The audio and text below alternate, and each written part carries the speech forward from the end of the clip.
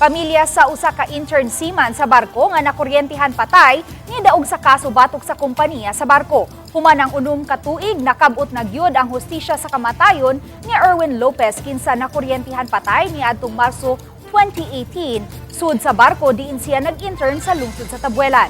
Matud sa magwang niini nga si Erwin Lopez nga bisan pa sa kakabos ug kalisod sa ilang pamilya, nakidbisog sila og nangita og paagi nga mapadayon ang kaso batok sa usa ka dakong kompaniya sa barko aron gyud kahatagan og hustisya ang kamatayon sa iyang manghod. Dako ang ilang pagtuo nga di lang basta disgrasya ang nahitabo sa biktima kundi adunay pagpabaya sa parte sa nagduma sa barko.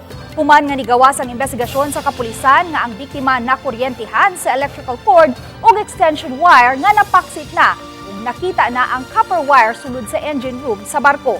Nobyembre 7 ning tuiga nadawat nila ang desisyon sa korte nga giluwatan ni presiding judge Ferdy Reveral sa RTC branch 87 nga ang gipangkiha mobayad ngadto sa kihante og 1 million pesos isip temperate damages, 500,000 pesos isip moral damages, 300,000 pesos alang sa exemplary damages o 50,000 pesos sa attorney's fee.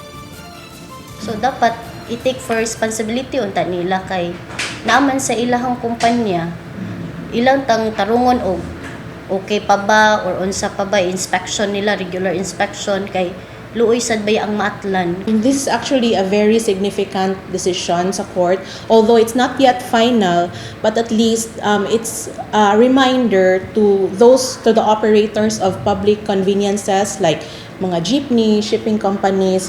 They are supposed to exercise extraordinary diligence. Gives hope to the common individuals that if ever things like this happen to them, they have always the law at their back.